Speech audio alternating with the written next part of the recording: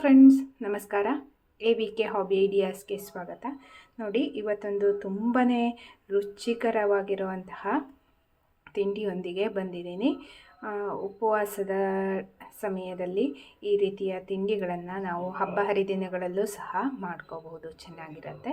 ಈ ತಿಂಡಿ ಯಾವುದು, ಹೇಗೆ ಮಾಡೋದು ಅಂತ ನೋಡೋದಕ್ಕಿಂತ ಮುಂಚೆ ಇದೇ ಮೊದಲನೇ ಬಾರಿ ನನ್ನ ಚಾನಲ್ನ ವಿಡಿಯೋನ ನೋಡ್ತಿರೋದು ಅಂತ ಆದರೆ ನನ್ನ ಚಾನಲ್ AVK ಹಾಬಿ ಐಡಿಯಾಸ್ಗೆ ಸಬ್ಸ್ಕ್ರೈಬ್ ಆಗೋದಕ್ಕೆ ಮರಿಬೇಡಿ. ಹಾಗೂ ಪಕ್ಕದಲ್ಲೇ ಇರೋ ಬೆಲ್ ಬಟನ್ನ ಕ್ಲಿಕ್ ಮಾಡಿ ಆಲ್ ಅಂತ ಆಪ್ಷನ್ ಚೂಸ್ ಮಾಡಿದರೆ ನನ್ನ ಪ್ರತಿ ವಿಡಿಯೋದ ನೋಟಿಫಿಕೇಷನ್ ನಿಮಗೆ ಬರುತ್ತೆ. ಆಗ ಎಲ್ಲರಿಗಿಂತ ಮುಂಚಿತವಾಗಿ ವಿಡಿಯೋ ನೋಡೋದಕ್ಕೆ ಸಹಾಯ ಆಗುತ್ತೆ.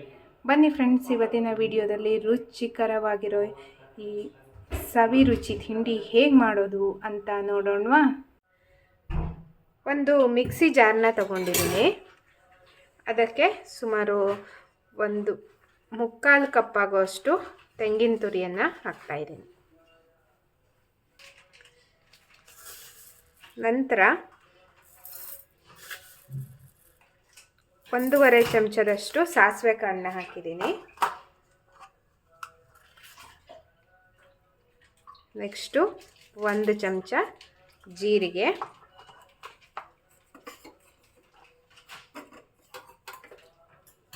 ನೆಕ್ಸ್ಟು ನಿಂಬೆ ಗಾತ್ರದಷ್ಟು ಹುಣಸೆಹಣ್ಣು, ನಂತರ ಖಾರಕ್ಕೆ ಬೇಕಾಗುವಷ್ಟು ಒಣಮೆಣಸನ್ನು ಹಾಕಿದ್ದೀನಿ. ನಾನಿಲ್ಲಿ 4 ಒಣಮೆಣಸನ್ನು ಹಾಕಿದ್ದೀನಿ. ನಂತರ ಮಿಕ್ಸಿನಲ್ಲಿ ಒಮ್ಮೆ ಹಾಗೆ ಗ್ರೈಂಡ್ ಮಾಡಿಬಿಟ್ಟು ಬೇಕಾದಷ್ಟು ನೀರನ್ನು ಹಾಕಿ ಗ್ರೈಂಡ್ ಮಾಡ್ಕೋಬೇಕು. ಅಂದರೆ ಚಟ್ನಿ ಹದದಲ್ಲಿ ಇದು ಇರಬೇಕು. ಈಗ ನಾನು ಮಿಕ್ಸಿ ಹಾಕಿ ಗ್ರೈಂಡ್ ಮಾಡ್ಕೋತಾ ಇದ್ದೀನಿ. ನೋಡಿ, ಚೆನ್ನಾಗಿ ಗ್ರೈಂಡ್ ಆಗಿದೆ. ಅಂದರೆ ನುಣ್ಣಗೇನಾಗಿಲ್ಲ, ಸ್ವಲ್ಪ ತರಿಯಾಗಿ ಇರಬೇಕಾಗತ್ತೆ. ನೋಡಿ, ಒಂದು ಪ್ಯಾನ್ ತೊಗೊಂಡ್ಬಿಟ್ಟು ಅದಕ್ಕೆ 2 ಚಮಚ ಆಗೋಷ್ಟು ಕೊಬ್ಬರಿ ಎಣ್ಣೆಯನ್ನು ಹಾಕ್ತಾಯಿದ್ದೀನಿ ನಾನು. ನೀವು ಯಾವ ಎಣ್ಣೆ ಬಳಸ್ತೀರಾ ಅಂತ ನೋಡಿಕೊಂಡು ಉಪಯೋಗಿಸ್ಕೋಬೋದು. ಎಣ್ಣೆ ಕರಗ್ತಾ ಇದೆ. ನಂತರ ಇದಕ್ಕೆ ಒಂದು ಅರ್ಧ ಚಮಚ ಆಗೋಷ್ಟು ಸಾಸಿವೆ ಹಾಕ್ತಾಯಿದ್ದೀನಿ. ನೆಕ್ಸ್ಟು 1/4 ಚಮಚ ಆಗೋಷ್ಟು ಉದ್ದಿನಬೇಳೆಯನ್ನು ಹಾಕಿದ್ದೀನಿ. ನೆಕ್ಸ್ಟು 1 ಚಿಟಿಕೆ ಆಗುವಷ್ಟು ಅರಿಶಿನ ಪುಡಿ, ಘಮಕ್ಕೆ ಬೇಕಾಗುವಷ್ಟು ಇಂಗನ್ನು ಹಾಕಿದ್ದೀನಿ. ನಂತರ 1 ಒಣಮೆಣಸನ್ನು ಕಟ್ ಮಾಡಿ ಹಾಕಿದ್ದೀನಿ. ನೋಡಿ, ಒಗ್ಗರಣೆ ಆಗ್ತಾ ಇದ್ದಾಗೆ ಇದಕ್ಕೆ ಒಂದು 15-20 ಶೇಂಗಾವನ್ನು ಹಾಕಿದ್ದೀನಿ. ಕರಿಬೇವಿನ ಸೊಪ್ಪನ್ನು ಹಾಕಿದ್ದೀನಿ. ನೋಡಿ, ಒಗ್ಗರಣೆ ರೆಡಿ ಆಗ್ತಾ ಇದೆ. ಒಮ್ಮೆ ಹೀಗೆ ಮಾಡ್ಕೊಂಡ್ಬಿಟ್ಟು ಘಮ ಘಮ ಅಂತ ಪರಿಮಳ ಆಲ್ರೆಡಿ ಸ್ಟಾರ್ಟ್ ಆಗಿದೆ. ಈಗ ಇದಕ್ಕೆ ರುಬ್ಬಿಟ್ಕೊಂಡಿರೋ ಅಂತಹ ಮಸಾಲ ಮಿಶ್ರಣವನ್ನು ಹಾಕ್ಕೋಬೇಕು. ಮತ್ತು ಮಿಕ್ಸಿ ಜಾರಿಗೆ 1/4 ಲೋಟ ಆಗೋಷ್ಟು ನೀರನ್ನು ಹಾಕಿದ್ದೀನಿ.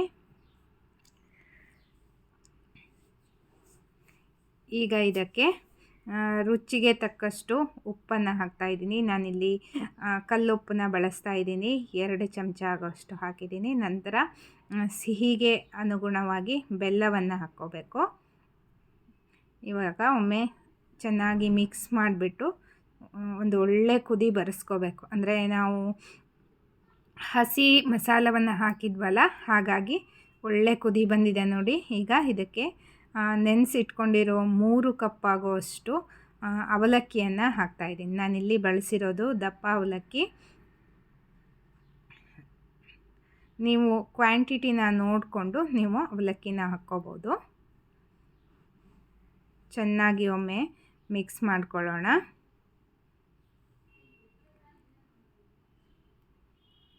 ಅಕಸ್ಮಾತ್ ಸ್ವಲ್ಪ ನೀರು ಸಾಕಾಗಲಿಲ್ಲ ಅಂತ ಅಂದರೆ ಹಾಕ್ಕೋಬೋದು ಈ ಟೈಮಲ್ಲಿ. ನೋಡಿ, ಚೆನ್ನಾಗಿ ಮಿಕ್ಸ್ ಆಗಿದೆ. ಇವಾಗ ಅವಲಕ್ಕಿನ ಚೆನ್ನಾಗಿ ಬೇಯಿಸ್ಕೋಬೇಕು. ಅದೇ ಮಸಾಲೆಯಲ್ಲೇ ಮುಚ್ಚಿಬಿಟ್ಟು ಒಂದು 6-7 ನಿಮಿಷ ಬೇಯಿಸಿದರೆ ಸಾಕಾಗತ್ತೆ. ಅವಲಕ್ಕಿ ನಾವು ಚೆನ್ನಾಗಿ ತೊಳೆದಿರೋದ್ರಿಂದ ಬಹಳ ಬೇಗನೆ ಬೆಂದಿದೆ ನೋಡಿ. ಇವಾಗ ಸ್ವಲ್ಪ ಮುದ್ದೆ ಥರ ಅನ್ನಿಸ್ತಾ ಇದೆ. ಸ್ವಲ್ಪ ತಣ್ಣಗಾದ ಮೇಲೆ ಇದು ಉದುರಾಗಿ ಬರುತ್ತೆ. ಪರಿಮಳ ಮಾತ್ರ ಆಗಿ ಬರ್ತಿದೆ ಫ್ರೆಂಡ್ಸ್. ತುಂಬ ರುಚಿಯಾಗಿರುತ್ತೆ. ಈಗ ರುಚಿಕರವಾಗಿರುವಂತಹ ಘಮಘಮಿಸುವ ಕಾಯಿ ಸಾಸಿವೆ ಅವಲಕ್ಕಿ ರೆಡಿಯಾಗಿದೆ.